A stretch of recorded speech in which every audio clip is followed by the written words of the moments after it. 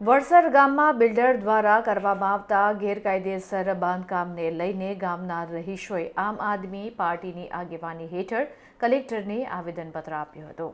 માંજલપુર વિધાનસભા હેઠળ વડસર ગામ વિસ્તારમાં વિશ્વામિત્રી નદીના કિનારે ગેરકાયદેસર બાંધકામ તથા રસ્તા બાબતે તાત્કાલિક કાર્યવાહી કરવા બાબતે માંજલપુર વિસ્તારના વડસર ગામ ખાતે વણકરવાસ ફળિયો શ્રીજી ફ્લેટ્સ તથા સાઈવિલા ફ્લેટ્સ આવેલા છે।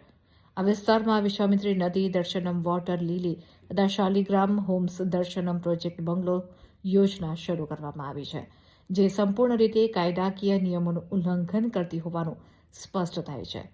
આ બાંધકામ માટે જમીનનો હેતુ બદલવાની મંજૂરી વિશ્વામિત્રી નદી તથા તેના ઝોન સંબંધિત નિયમો મુજબની પરવાનગીઓ તેમજ જરૂરી એનઓસી લેવામાં આવી નથી।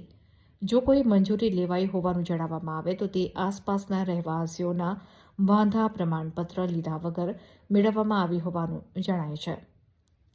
થોડા દિવસ અગાઉ વણકરવાસના મંદિર પાસે જ્યાં વર્ષોથી વણકરવાસના રહેવાસીઓ તેમના ઘર સુધી પહોંચવા માટેનો રસ્તો અતિ સાંકડો હોવાને કારણે વાહનો બહાર પાર્ક કરતા હતા, ત્યાં અચાનક બિલ્ડર દ્વારા રસ્તો બનાવવામાં આવ્યો છે। આ જગ્યા વર્ષોથી જાહેર ઉપયોગમાં રહી છે અને વડસર ગામ 1982માં કોર્પોરેશનમાં સામેલ થવા પહેલેથી જ વાહન પાર્કિંગ માટે વપરાતી આવી છે।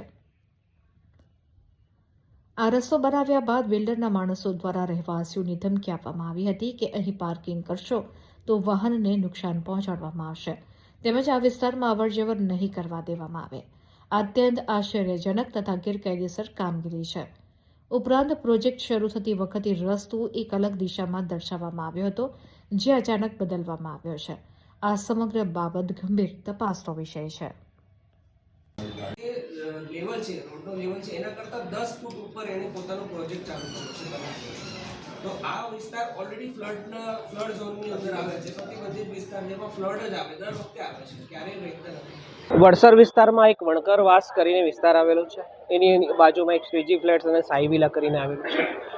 થોડા દિવસ પહેલા દર્શનમ બિલ્ડર દ્વારા એક પ્રોજેક્ટની અંતર્ગત આ વણકરવાસના વિસ્તારને જે જગ્યાએ આ લોકો પાર્કિંગ કરતા આવવા જવાનો રસ્તો હતો, એને અચાનક એ જગ્યા પર એક મોટો ગેટ ખોલી દેતા આ લોકોની જે પાર્કિંગ વ્યવસ્થા હતી એ બધી છીનવાઈ ગઈ છે।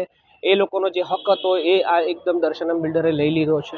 ત્યારબાદ એ લોકો વણકરવાસના લોકો જ્યારે ત્યાં સાધન મૂકવા જતા હતા તો એમને એવું કહેવામાં આવ્યું છે કે ભાઈ આ અહીંયા મૂકવાનું નહીં, અમારી જગ્યા છે અને તમે જો મૂકશો તો તમારા વાહનોને નુકસાન થશે, એ રીતે એમણે ધમકી આપી હતી।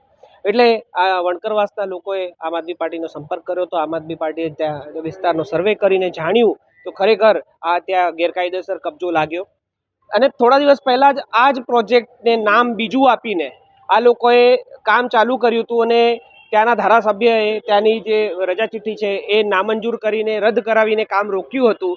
એ જ પ્રોજેક્ટ પર આ ભાઈએ નામ બીજું કરીને નવી રજા ચિઠ્ઠી મેળવી લીધી છે અને કામ ચાલુ કરી દીધું છે। તો એના અગેન્સ્ટમાં આજે અહીંયા અમે કલેક્ટર સાહેબને આવેદન પત્ર આપવા આવ્યા છે, જેમાં વણકરવાસના જે રહેવાસી છે એ જે પણ વિક્ટિમ છે એ અહીંયા આવેલા છે અને આજે અમે કલેક્ટર સાહેબને અરજી આપી છે।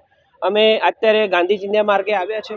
ગાંધી ચિંધ્યા માર્ગે અમને જો અહીંયા ન્યાય મળી જશે તો અમને કંઈ જ વાંધો નથી, અમે સૌથી વધારે ખુશ થઈશું। પરંતુ જો અમને ન્યાય નહીં મળે, અમને વણકરવાસના લોકોને ન્યાય નહીં મળે તો અમે ભગતસિંહના માર્ગે પણ જઈશું અને આંદોલનો કરીશું, જગ્યા પર જઈશું, જે તે જગ્યા પર જે આંદોલનની જરૂર પડશે એ કરીશું। હા, મારા વડસરના બધા શીખો અહીં અહીં ગાડી આવ્યા છે।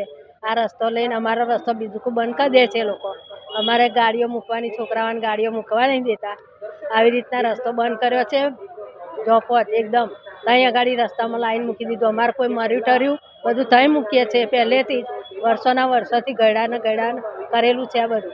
હવે આ લોકો બંધ કરે છે, હવે એમાં શું કરવાનું? આજે તમે કોને રજૂઆત કરી? રાજુ સાહેબને રજૂઆત કરી છે।